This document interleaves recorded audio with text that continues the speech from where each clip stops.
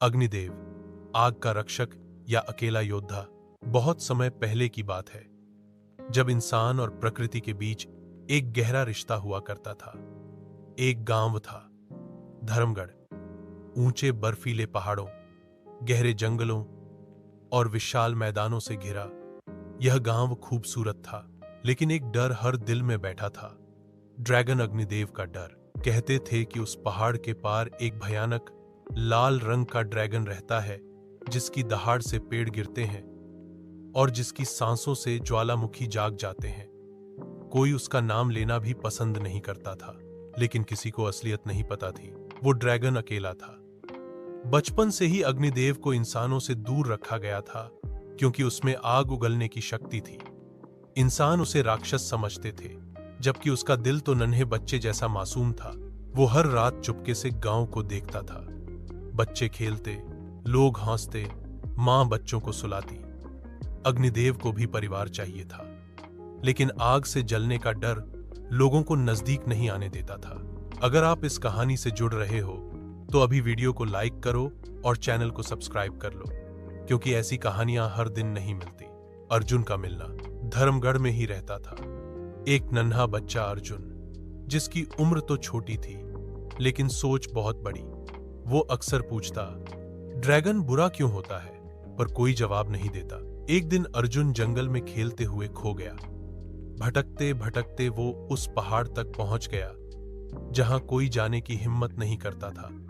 तभी एक जोर की गरज हुई और सामने खड़ा था अग्निदेव, विशाल, लाल और जलते हुए पंखों वाला।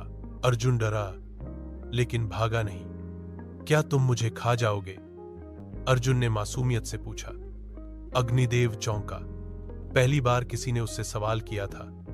डरकर भागा नहीं। नहीं, अग्निदेव बोला धीरे से, मैं किसी को नहीं खाता, मैं बस अकेला हूं। अर्जुन ने उसके पास जाकर कहा, तो मैं तुम्हारा दोस्त बन सकता हूं? उस पल अग्निदेव की आंखों में आंसू आ गए। इतने वर्षों में पहली बार किसी ने उसे राक्षस नहीं कहा। आसमान में कभी कभी अग्निदेव अपनी चमकती लाल परछाई छोड़ता रहता था। लोग अब उससे डरते नहीं थे, बल्कि उसका सम्मान करते थे।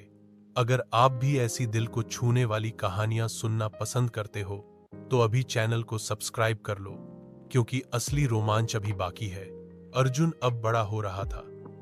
उसने अग्निदेव से बहुत कुछ सीखा था।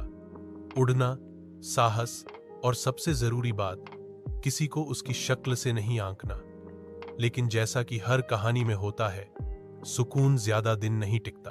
अंधेरे का आगमन। एक रात अचानक आसमान में अजीब सी बिजली चमकी। काले बादल धर्मगढ़ की तरफ बढ़ने लगे। हवा में अजीब सी बदबू थी, जमीन कांप रही थी और पक्षी चिल्लाते हुए उड़ रहे थे। अर्जुन की आंख खुली। उसने बाहर देखा, पहाड़ों की तरफ से धुआं उठ रहा था। वो समझ गया, कुछ बड़ा होने वाला है। उसी पल अग्निदेव गांव के ऊपर उड़ता हुआ आया। उसकी आंखों में चिंता थी। अर्जुन, बड़ा खतरा आ गया है, अग्निदेव ने गहरी आवाज में कहा। क्या हुआ अग्निदेव? अर्जुन ने पूछा। अग्निदेव ने बताया, पहाड़ों के उस पार से कालद्रक जाग गया है। वो एक काला ड्रैगन है जो जहर उगलता है। उसका मकसद धर्मगढ़ को मिटाना है। कालद्रक का डर लोग सहम गए। कोई सोच भी नहीं सकता था कि कोई ड्रैगन अग्निदेव से बड़ा और खतरनाक हो सकता है। कालद्रक की दहाड़ इतनी भयानक थी कि पेड़ गिरने लगे, पानी सूखने लगा और आसमान पर जहरीला धुआं छा गया। अगर आप भी मानते हो कि सच्चाई और हिम्मत से बड़ा कोई हथियार नहीं होता, तो जल्दी से लाइक करो और चैनल को सब्सक्राइब कर लो। अग्निदेव को तुम्हारी जरूरत है। हिम्मत समकोली सम सम सम से। अगर आप भी मानते हो कि सच्चाई और हिम्मत से बड़ा कोई हथियार नहीं होता, तो जल्दी से लाइक करो और चैनल को सब्सक्राइब कर लो।